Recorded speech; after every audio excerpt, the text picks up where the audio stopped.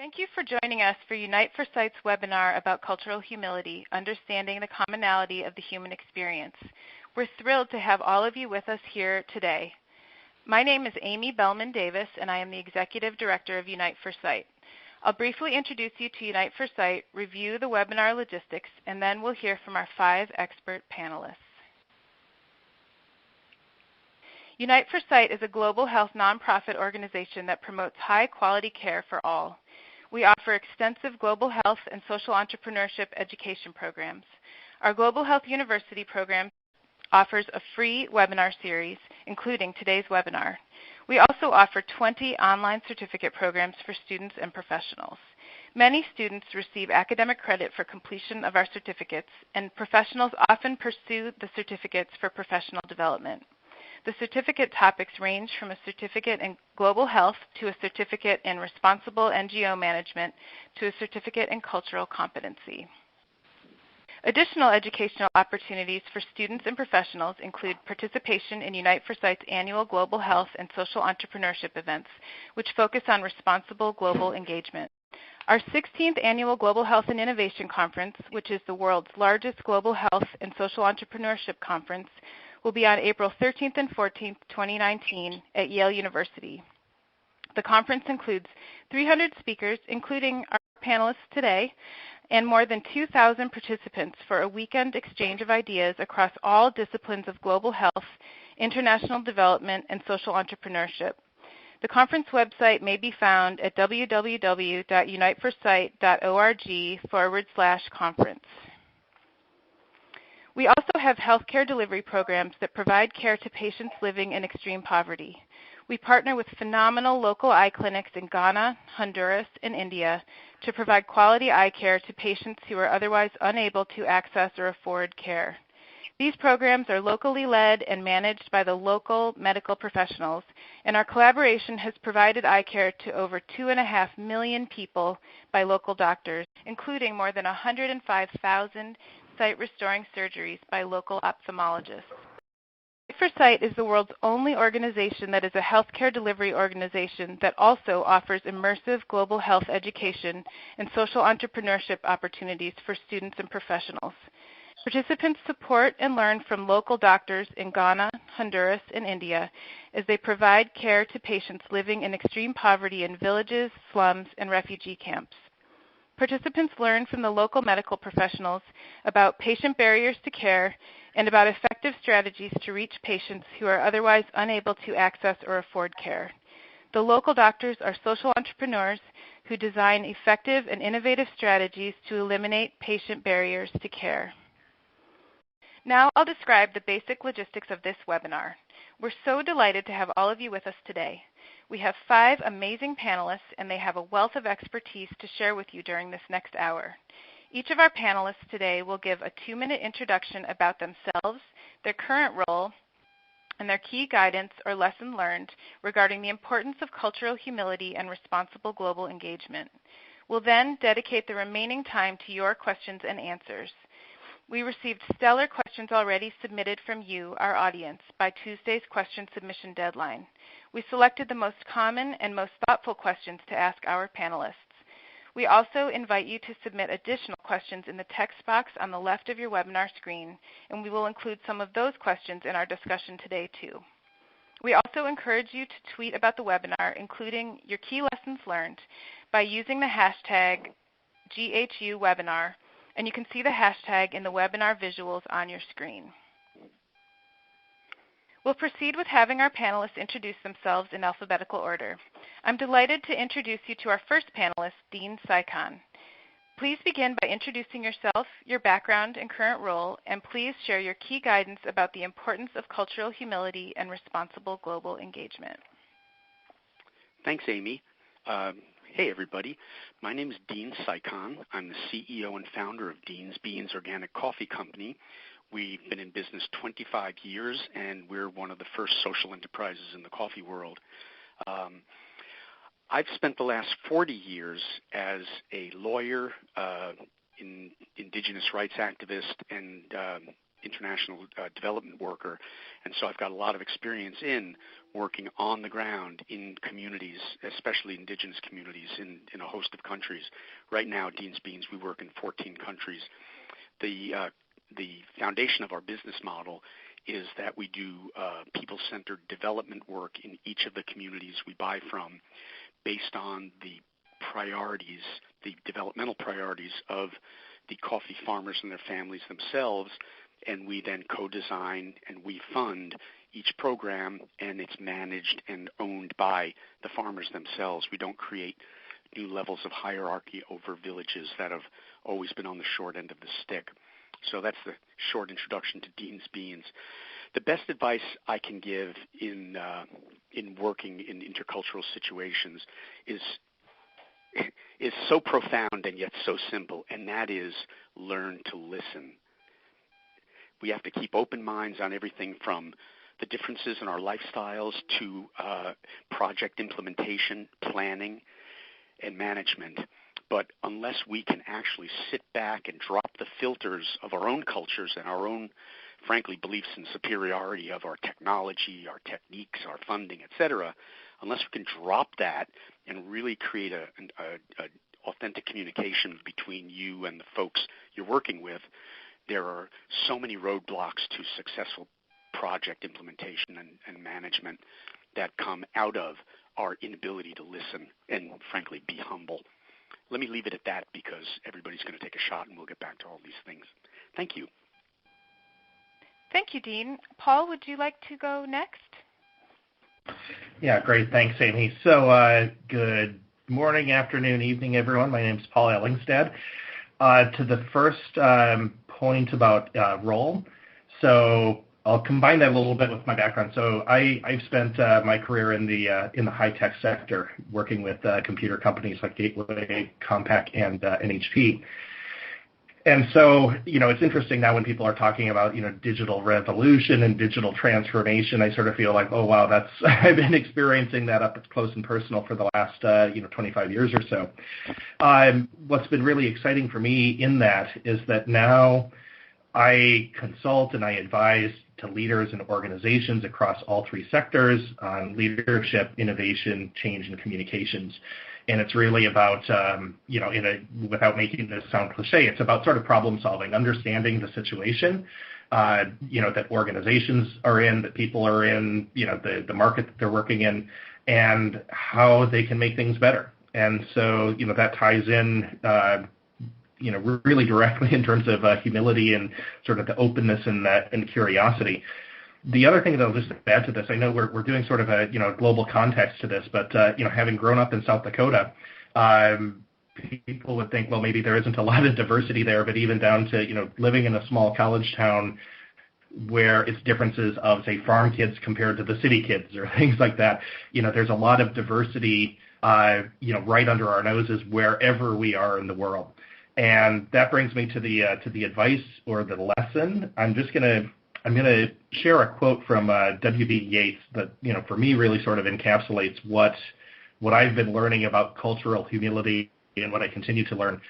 And the quote is that the world is full of magic things patiently waiting for our senses to grow sharper.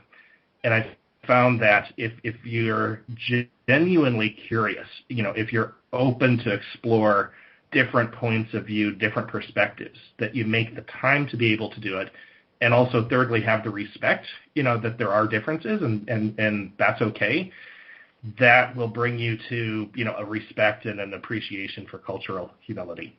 And I'll stop with that for now. That's perfect. Thank you so much, Paul. Rebecca, are you on the line? I am. It's also great to hear from these fabulous other panelists.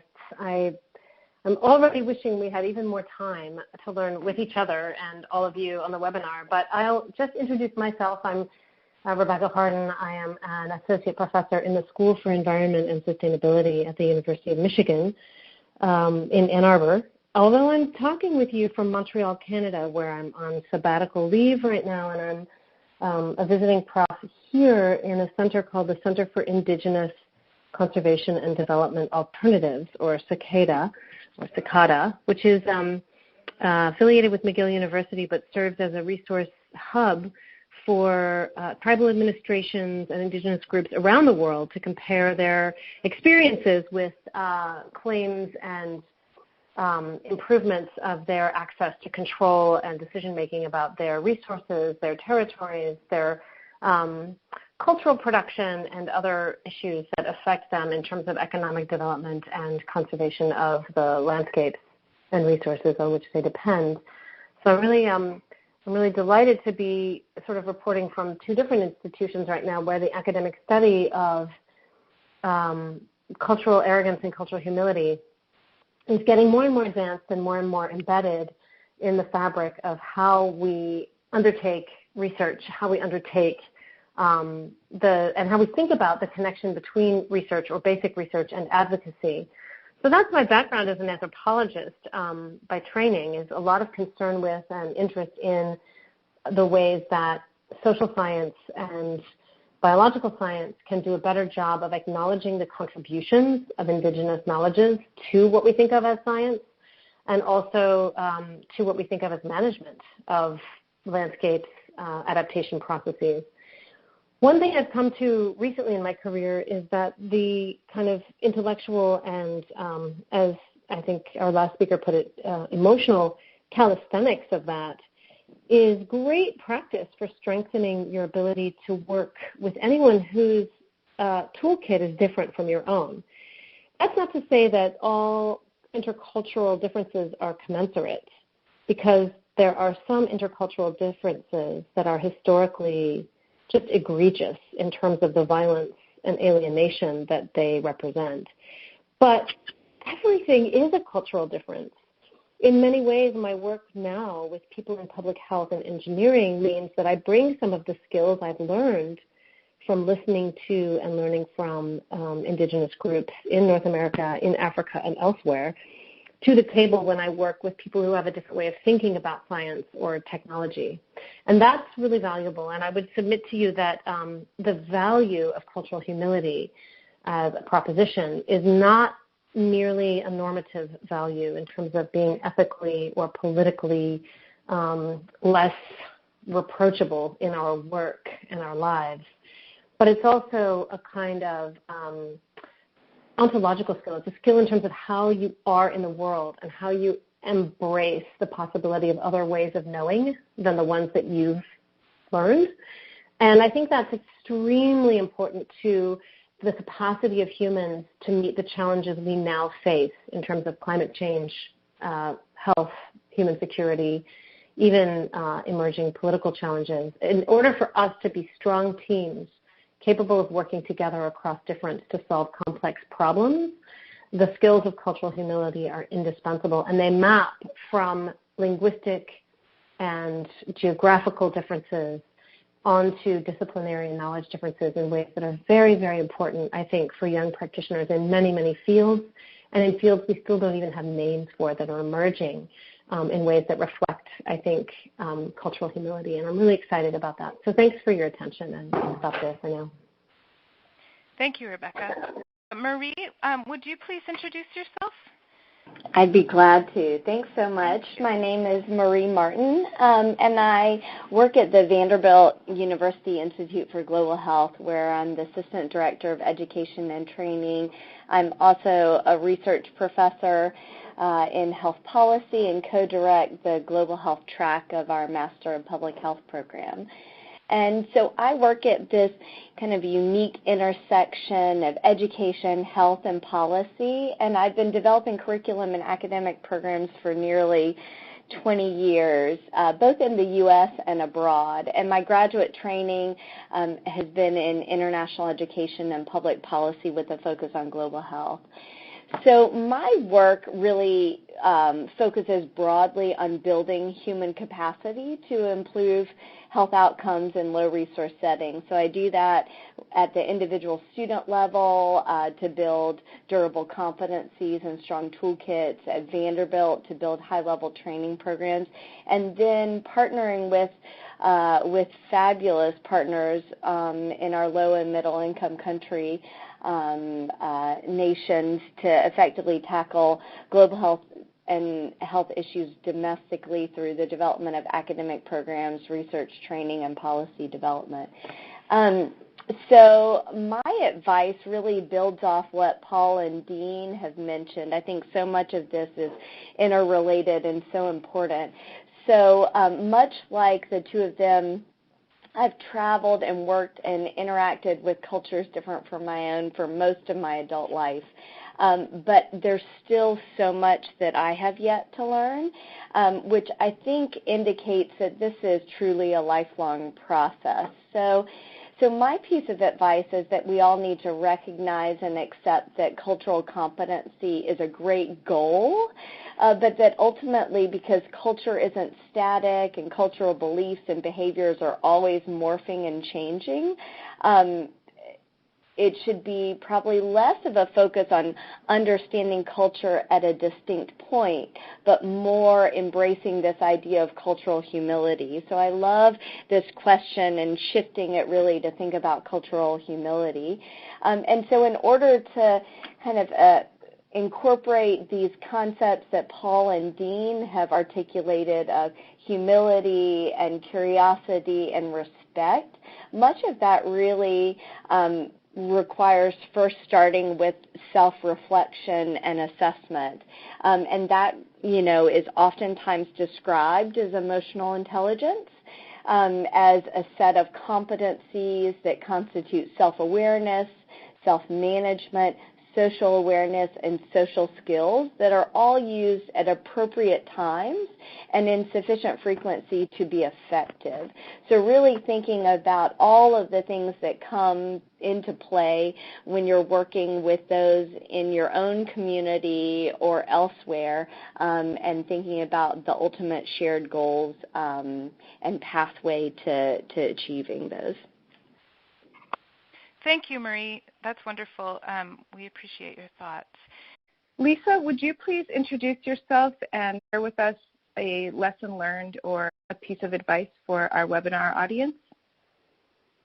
Sure. So my name is Lisa, and I work as a filmmaker, but I didn't actually go to film school. I started off my career getting my master's in public health with the intention of working as a humanitarian aid worker, which I did immediately out of my program. I was working in Kosovo and Albania during the 1999 war, but it was there that I had an experience where I was witness to basically how the media was portraying women who were affected by conflict. And what I realized is that, media is extremely powerful, both in terms of helping sort of the work that we were doing, but probably more importantly, it was harming some of the stuff that we were trying to do. And for the women in Kosovo, the insensitivity and what they considered sort of exploitative storytelling was really detrimental to the dignity of the women who were being affected by this war. And so it was at that point, when the women in Kosovo were basically like, we don't want to be remembered as women who've been raped, which was sort of the one-dimensional storyline that was coming out during that conflict. They said, we fear that at the end of this war, we will no longer be remembered as Kosovar women, but as Kosovar women who've been raped.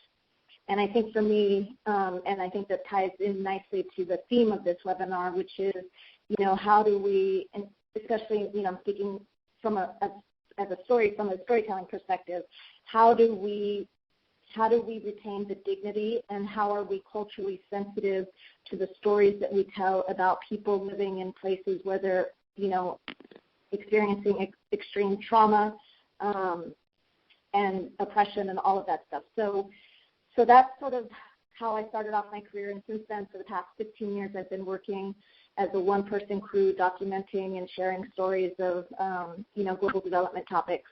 And I would say the lesson that I've learned, because it's really been a constantly evolving reflection and exercise in terms of how do we tell stories responsibly, how do we retain the dignity of people whose stories we're telling. And it's much more complex and deep than just saying we can't, perpetuate sort of, what's commonly referred to as poverty porn. It's much more complex than that. And I think for me, it's a never-ending learning exercise.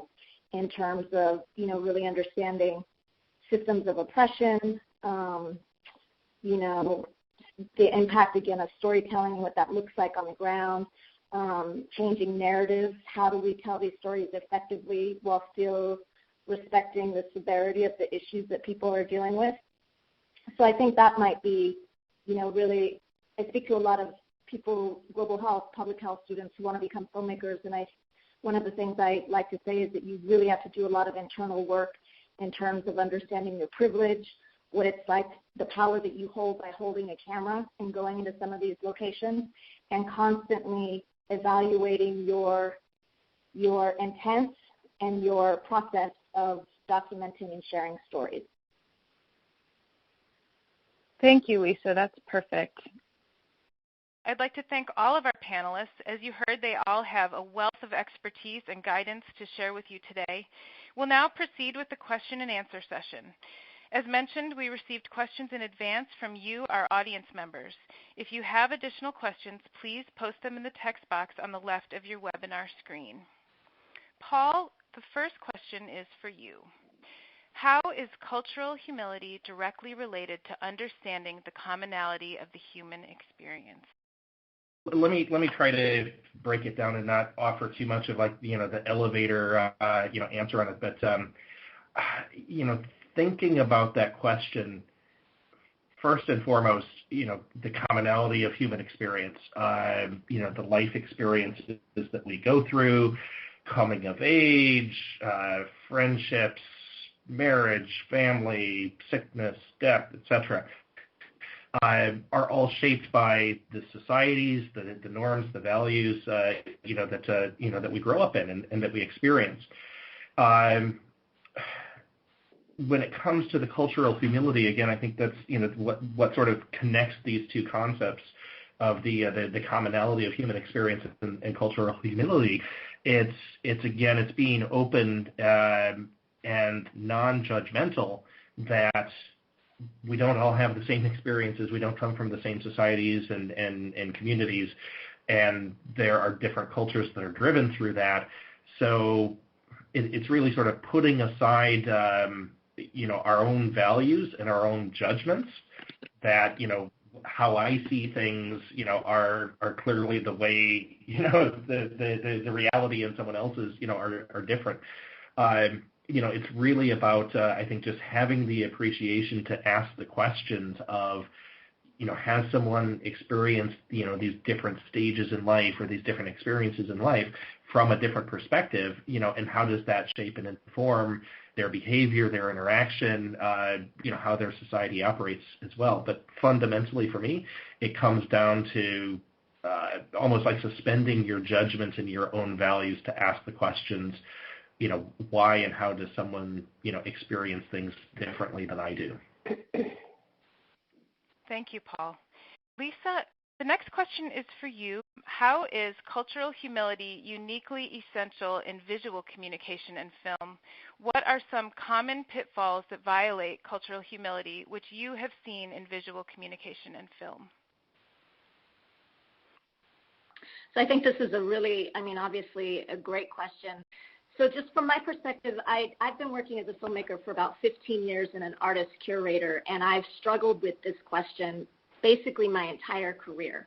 When I first started my career, I wasn't planning on becoming a filmmaker. It was my work in Kosovo and Albania during the 1999 conflict that really opened my eyes to sort of the power of media, because I was immersed in a situation where journalists were really focused on telling, a one-dimensional story about women being raped in conflict.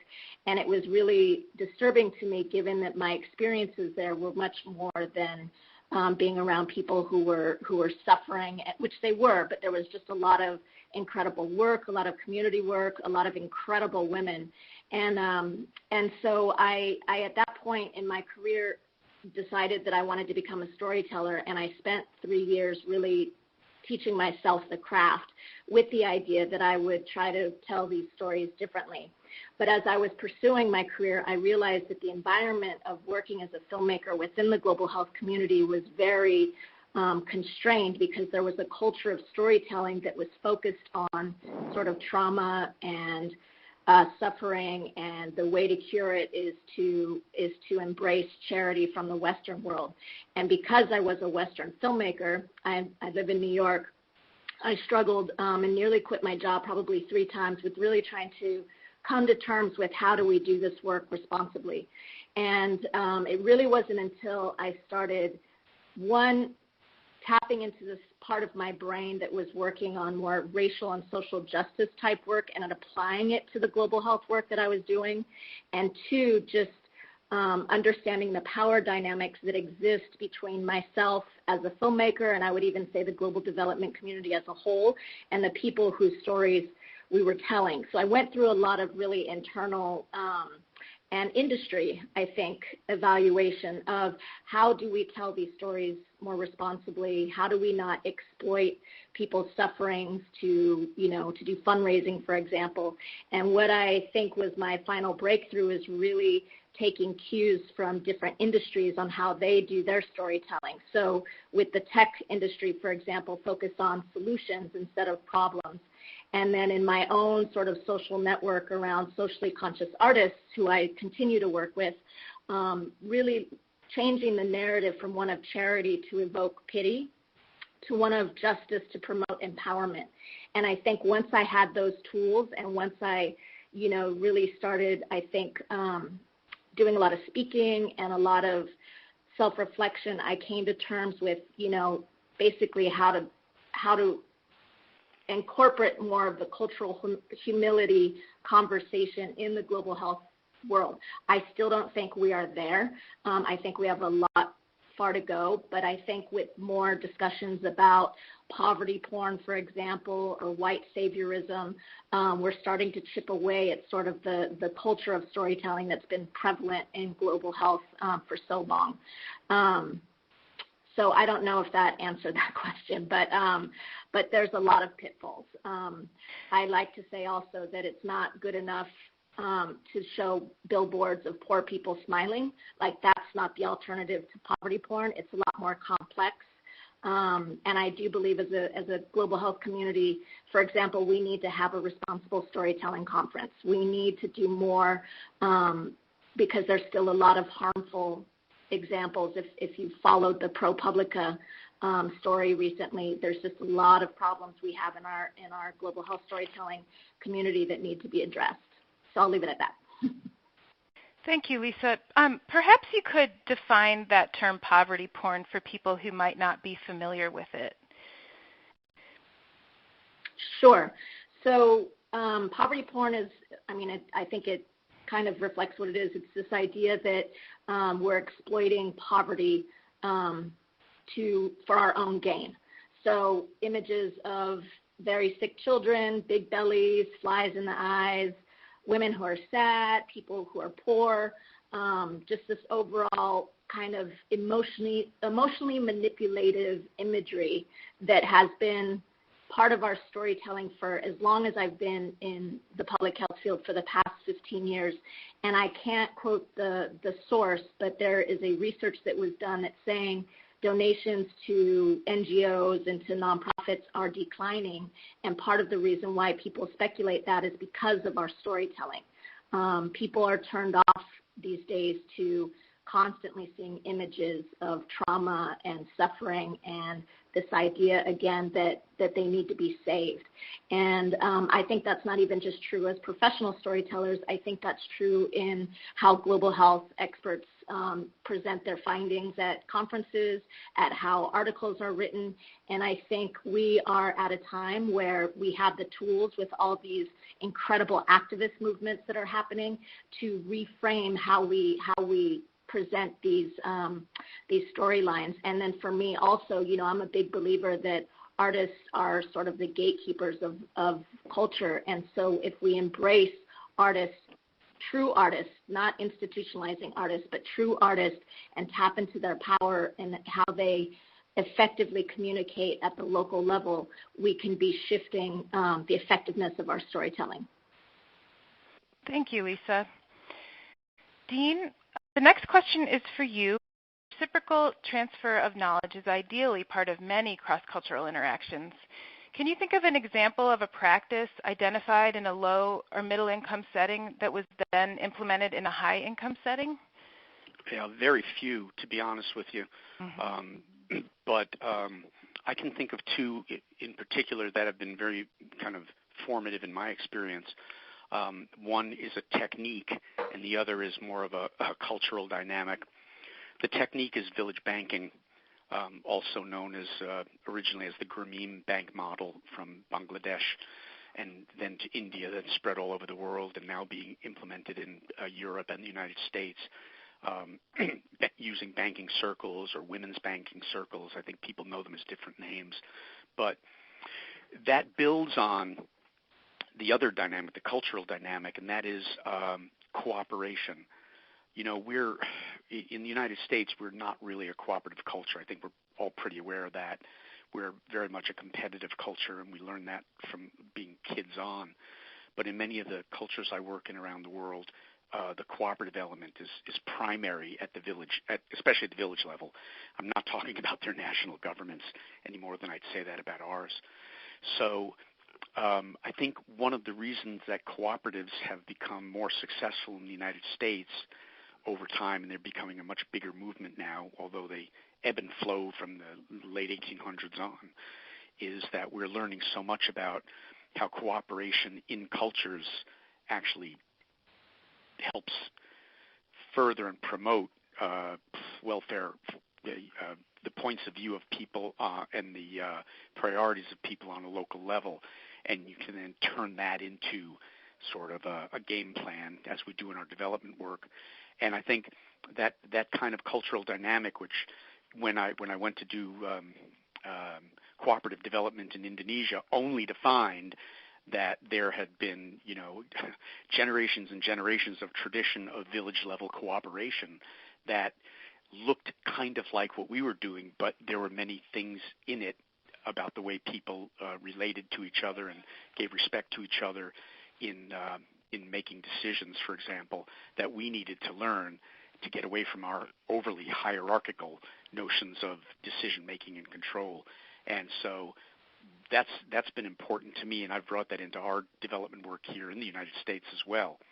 So this is not an easy question unless there are very specifics in the healthcare field that I'm not aware of, but by and large in my experience, that's been it. It's cultural cooperation and then how that turns into actual on-the-ground programs such as the Grameen Bank and such as cooperatives.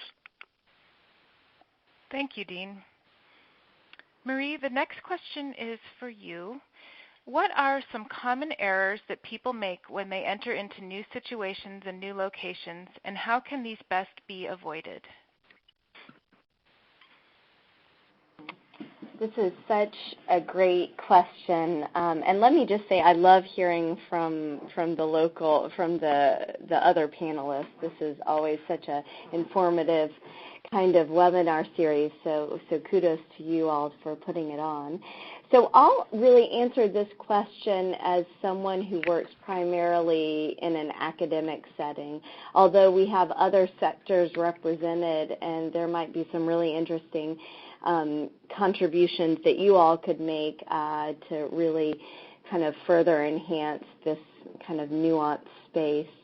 So I would say, I think it's something like roughly 500,000 students in the U.S. participate in anything from structured study abroad to research to international internships.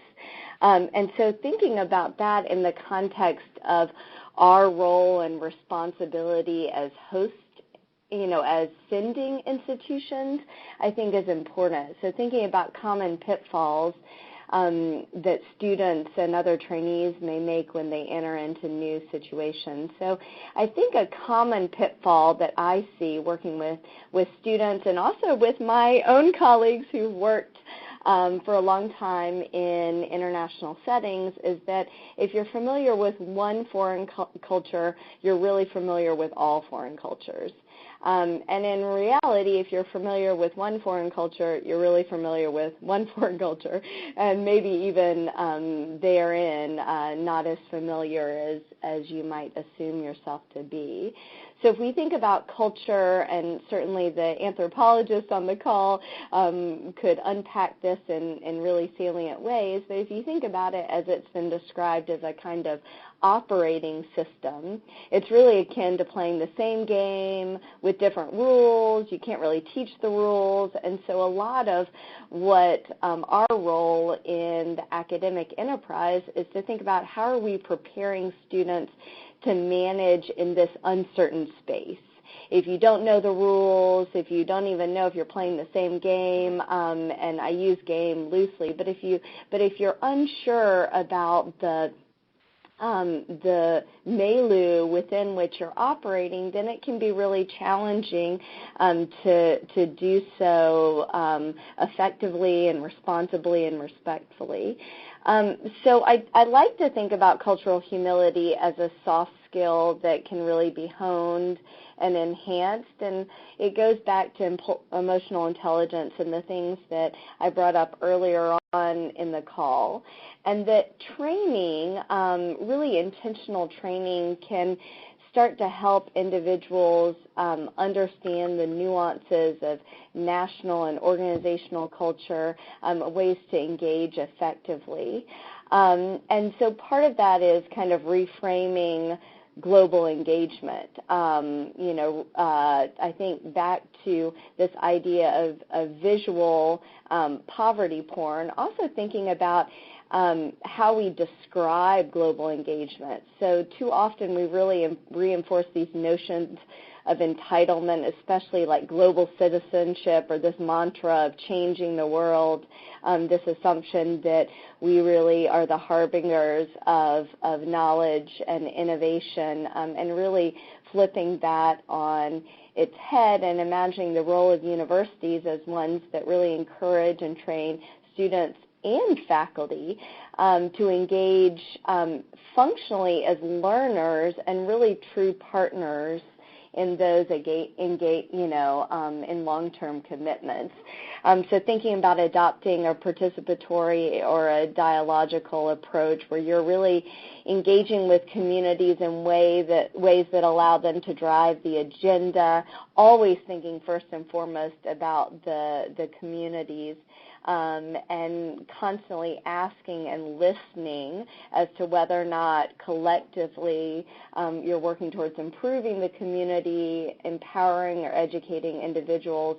And if you aren't, then you're probably being a burden, and it might be time to step back and really reassess kind of your role in this cultural environment.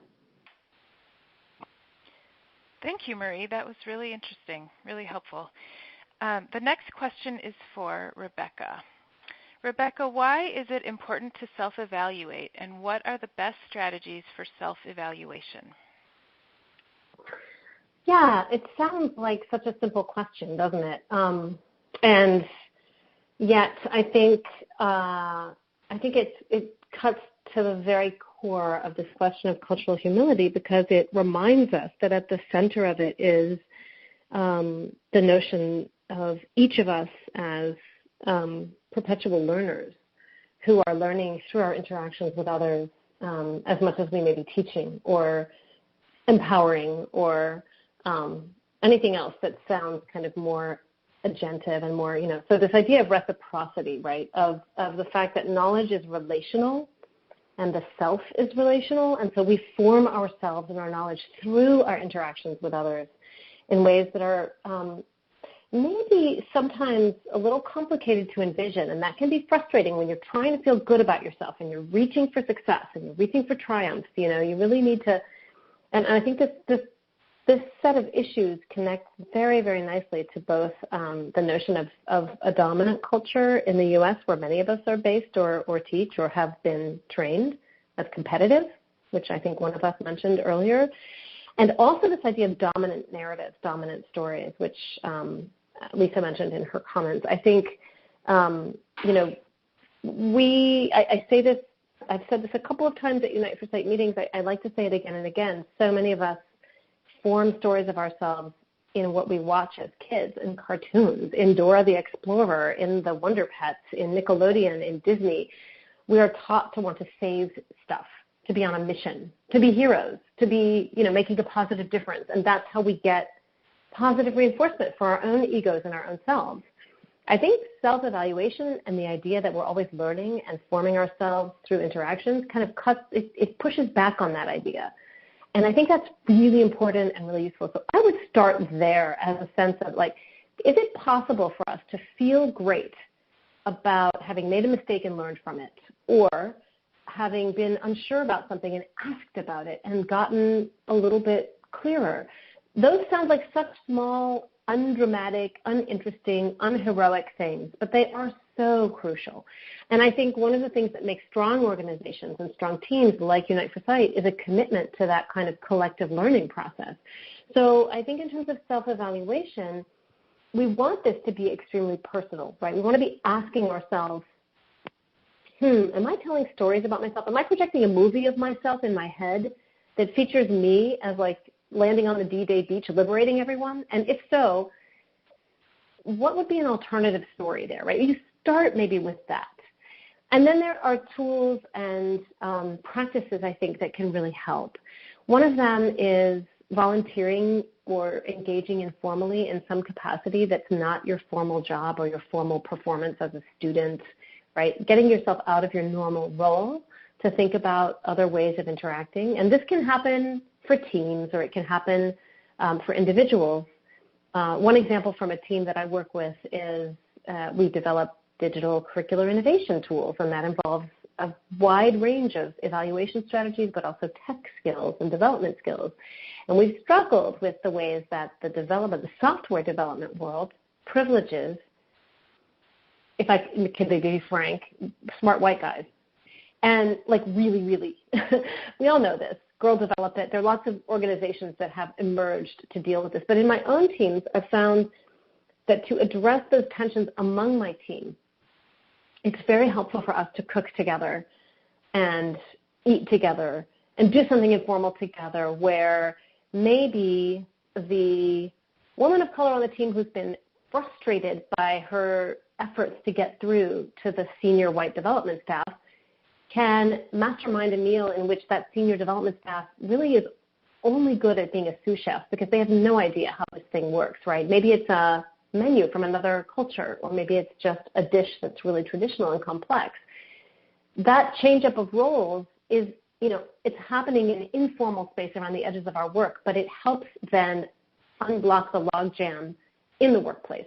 So I think, informal activities that change your role can be very helpful for self-evaluating, or at least unsticking and unfreezing relationships that feel unproductive in terms of cultural humility, gender and racial and cultural and even disciplinary or technical skills type differences.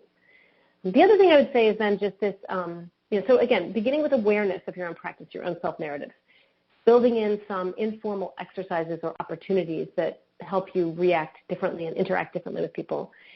Keeping your self-evaluation goals small and, realistic. Am I listening well? Do I take enough time for me in the day and true to my own creative process enough?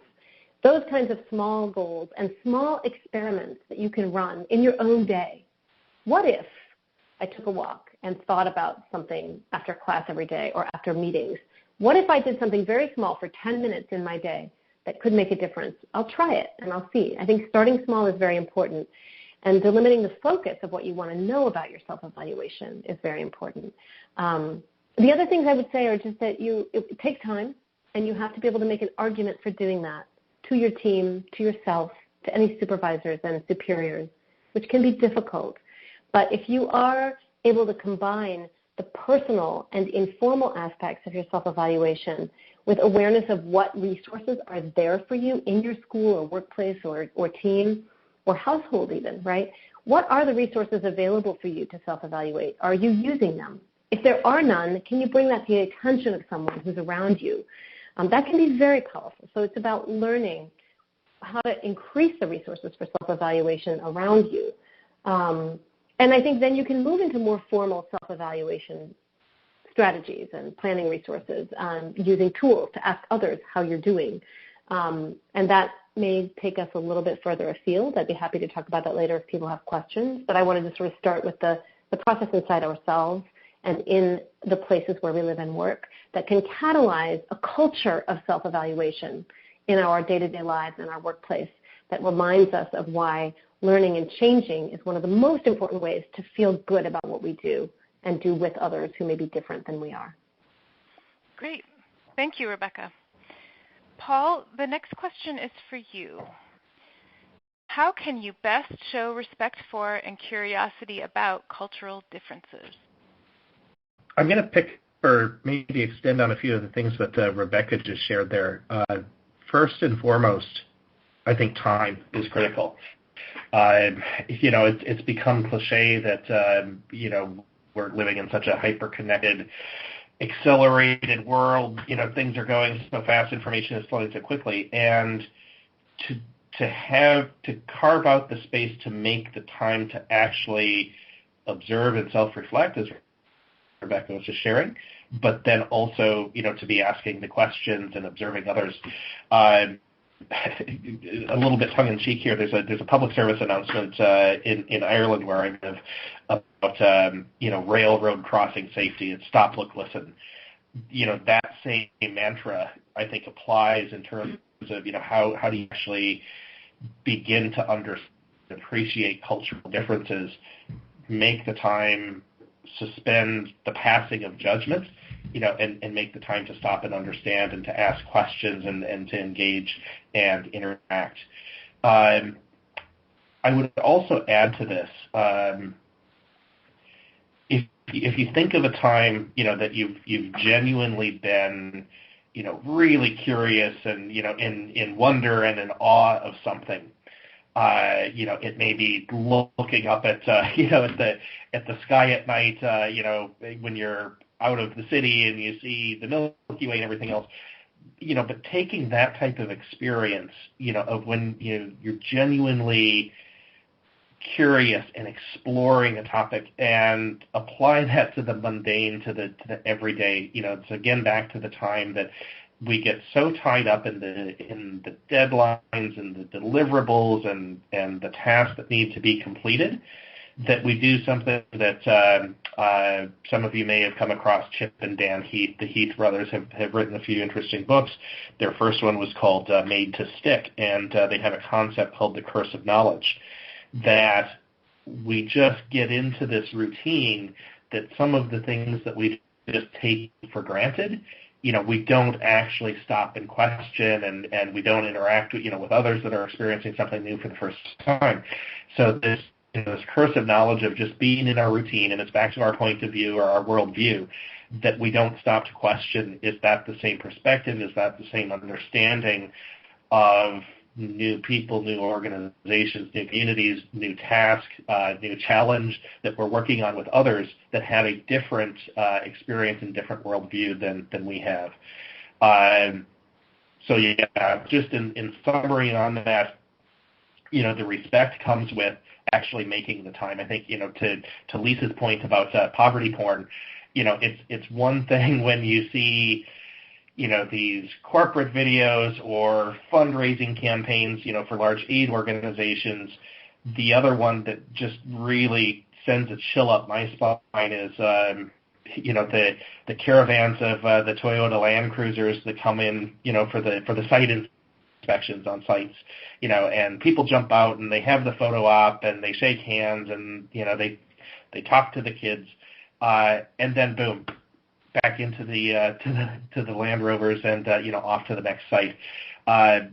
One thing that I have really appreciated with frontline employees as well as CEOs is taking that time to actually show respect and appreciation and make time to talk to people, not as a photo op, but making the time in the schedule, and if that means staying overnight, making that time, that you're genuinely showing that you care about, what's going on. You want to be, part of the understanding and not just sort of moving on to the next photo op. Thank you, Paul. The next question is for Dean. How does one balance wanting to be accepting of other cultures while wanting to stay true to one's own beliefs? Wow, that's what they used to call the $64 million question, but now it's more $64 billion question with inflation. That's so tough, because I remember when I was in graduate school, I followed a professor to Yale because he was working on this universal human rights project, that there was this underlying human rights that all people are due, and no matter what the cultural context, these are the underlying human rights. And it was, very, very long, and it was very complex and very difficult. And at the end of it, I came to think, 99% of it is so culturally determined that it's very easy to judge practices in other countries that are different from ours, and then write off the people, or write off the culture, write off the country because of the radical differences.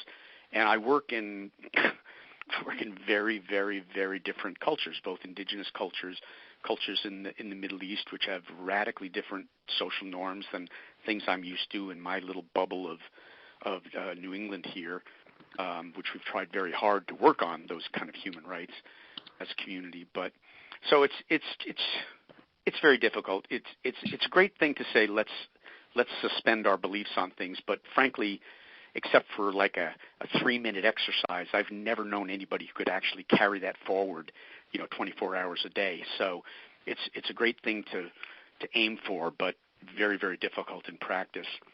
So I never let go of my own belief system. My values are very, very important to me. But when I'm visiting someone else, working on indigenous lands, or just in another country, I'm not there to tell people how to live. My role, and I think this is really important for people working in what's called development, I think our role is as a facilitator. It's not as a teller.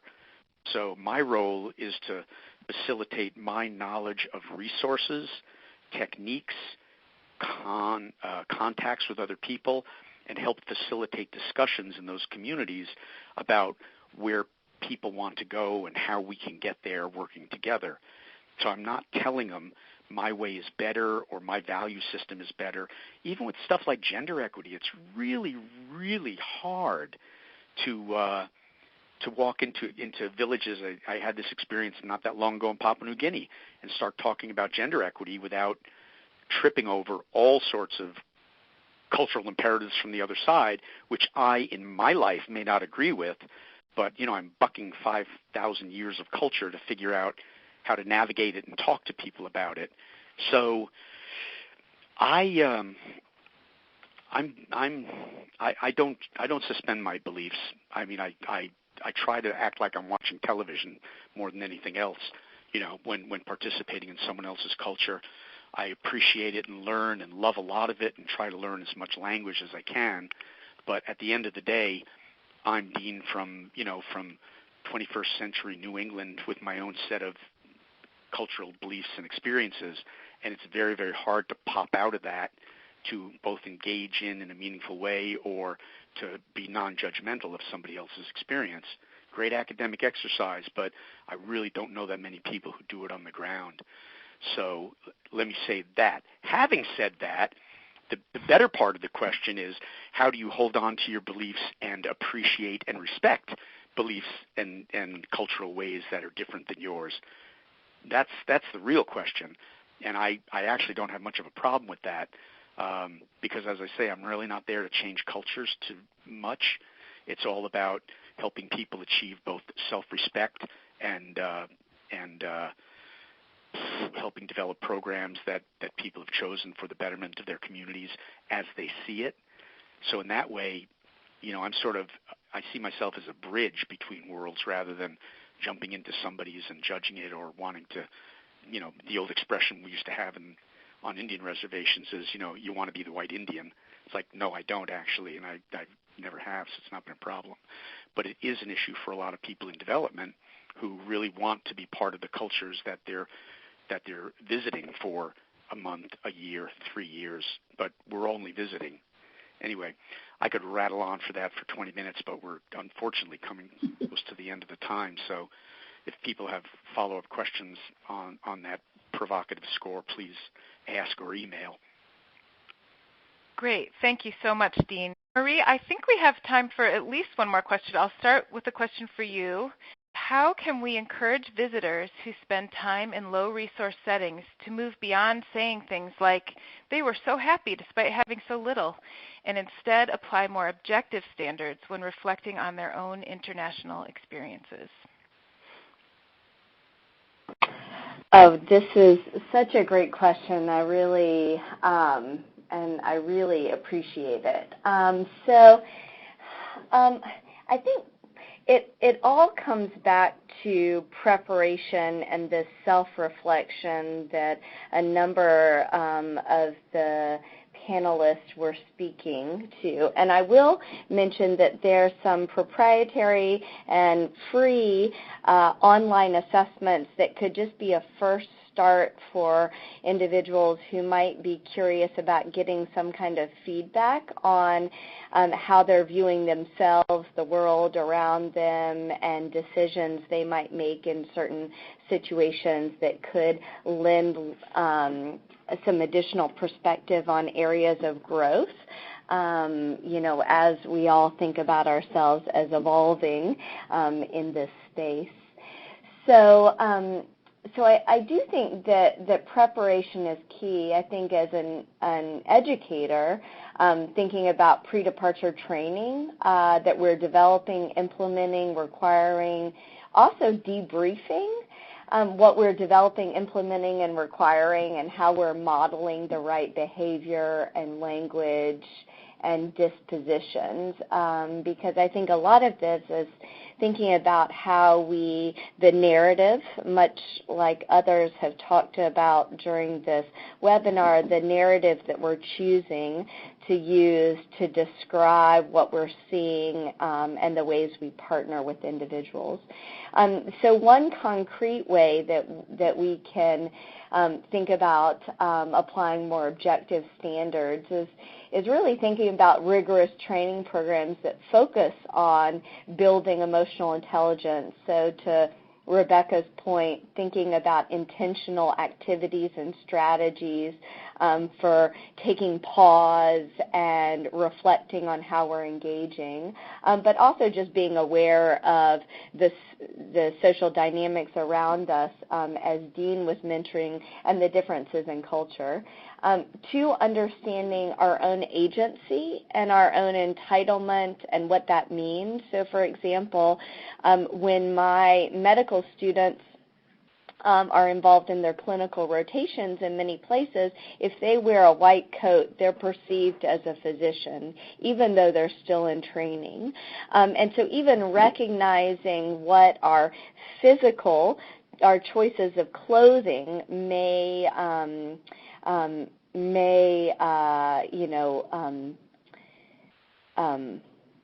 how that may be interpreted by those that we're partnering with is really important, and it may be something that us collectively have not really thought about. And so just conversations and case studies around that, and just general increases in intercultural humility. So that can be through case studies, through participation in trainings. I mean, Unite for Sight has a fabulous online global health university where intercultural competency is incorporated amongst other really important training areas. And so thinking about how do you access resources in order not to be the person that makes assumptions about the level of happiness or fulfillment of the foreign communities within which you find yourself, but really thinking very intentionally about what it means to partner and what it means to be respectful and really embrace these true tenets of cultural humility.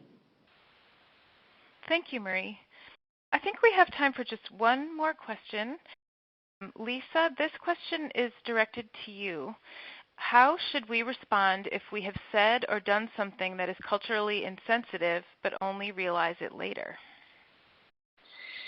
Yes, great question. I oftentimes say I feel like we are in the business of doing good. And when you are in the business of doing good, it's sort of difficult to accept when you make a misstep. What I think we have to recognize, again, is that a lot of this stems from not necessarily personal point of views, because I think people really do want to do good in the world, but the systems that we've been brought into. One of the things I've realized as a filmmaker, a global health filmmaker, is that we have no feedback mechanisms for the types of films that we create.